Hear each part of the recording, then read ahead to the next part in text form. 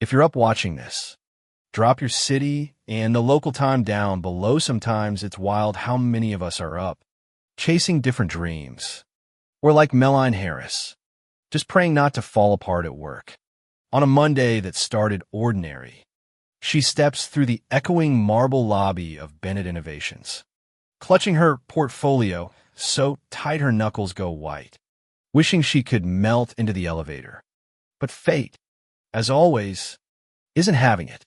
The portfolio slips, papers scatter, and an ultrasound photo, her ultrasound flutters across the floor, landing right at the feet of Richard Bennett, the CEO with eyes like cold steel and a reputation for never missing a detail. The whole executive floor pauses. Richard, who's built his empire on timing, bends and hands it back, eyes catching the date in the corner, April 15th. He says, "You dropped something?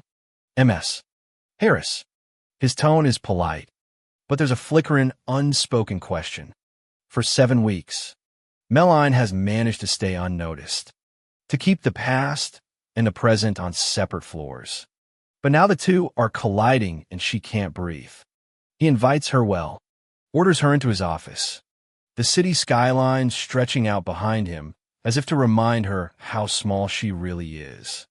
Richard skips the small talk, cuts straight to Memories Bellamy Hotel. January, the night their eyes met. The night everything changed. She tries to hold her ground, but her hands tremble as he connects the dates, his gaze sharper than ever. She confesses what she never planned to say: she's 12 weeks pregnant. And yes, it's his.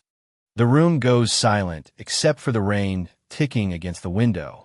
Historians still debate whether the hardest part of secrets is keeping them or finally letting them out. But in that moment, Melanie feels both the relief and the terror. Richard doesn't run, doesn't reject, he simply listens, hurt and surprised, but steady, wanting to know about the baby, about her, about what happens next. He says, "I want to be involved." And the way he says it, low and certain, almost undoes her. Then, real life crashes in. His assistant buzzes, reminding him of the Tokyo delegation. But before leaving, Richard asks her to dinner, somewhere private, promising they'll talk not as CEO and employee, but as two people suddenly staring down a future neither one expected. Melanie's apartment is a tornado of clothes and nerves. Her roommate, Jessica, flinging jokes like confetti, just wear the green one. It matches your stress. Somehow, Thomas, Richard's driver, manages to make being chauffeured to a secret restaurant in the rain feel like both a privilege and a warning.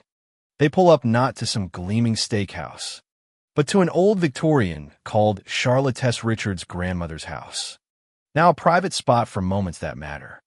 Inside, it's just them, a fireplace, and a table set for two, as if the world shrunk down to the essentials. Richard is waiting in the library, softer somehow, away from his boardroom armor. Over dinner, comfort food and stories unravel what business press never captured. He lost his parents in a crash, was raised by his grandmother, lost a girlfriend and their baby to tragedy as a teen, and had to watch his family's company, Bennett Pharmaceuticals, collapse and scandal. That's why he built Bennett Innovations from scratch, no inheritance, just grit and fury. Historians still argue whether success heals old wounds or just hides them. But for Richard, every page of that battered photo album is proof he survived. When Melanie stumbles on an old news clipping about the scandal, she understands the cost of starting over. Their conversation spirals her fears about work, about the board, about being the woman with the CEO's baby. Richard, voice steady, offers her a way out. Westfield Financial, her old company, wants her back in a bigger role. No strings attached, no shadow of favoritism. He doesn't want to push her away. Just give her the freedom to choose her path, to protect her name. But he also asks awkward, hopeful if they might try something real, a relationship, for themselves and the child. There's no easy answer, but there's a flicker of something like hope. Outside, the rain eases up, as if the storm has finally passed. Just as they think the hardest part's over, fate throws another curveball. At the hospital, under sterile lights, Melline doubles over in pain. Richard is a mess, all business bravado gone, clutching her hand as Dr. Mitchell runs the ultrasound. A heartbeat, then miracle of miracles another. Twins, baby A and baby B, two tiny lives fluttering in the blue-lit dark. Melline is stunned. Richard is speechless. Historians still argue if joy and panic are really that different. But right now, they feel the same. The months blur. Richard is everywhere, learning how to swaddle, burn toast, and negotiate nap times. Melline grows braver, letting herself trust, building a routine around vitamins and gentle kicks. Seeing her own fears mirrored and softened in Richard's devotion. Their home is messy, noisy, alive. Thomas and Charlotta arrive early on a gray morning, their cries louder than the rain, and suddenly everything else fades.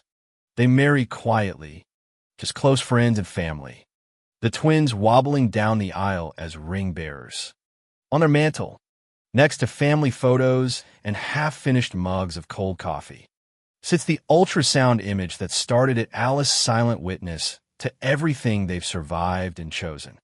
On quiet nights, Melline stands in the kitchen, listening to the twins giggling in their sleep, the city humming in the distance, Richard's voice drifting in from the hallway. The world feels safe. Just for now. She touches the silver frame, reading the little plaque, "The day our family began. Tomorrow will bring noise, questions, and the unexpected, but tonight, let it be enough to know that sometimes the life you never planned is the one you needed all along." As the lights dim and the city's pulse slows, the day's troubles soften into a hush, gentle as the memory of rain against glass. Melline gathers her children, her family, into the comfort of night, letting dreams float like leaves on a quiet pond. Richard's footsteps echo softly, not as a CEO, but as a father and partner, and the old fears retreat in the warmth of home. Whatever storms may come, this peace, the love, the laughter, the certainty holds steady, letting the world fade away so sleep can settle deep and sweet.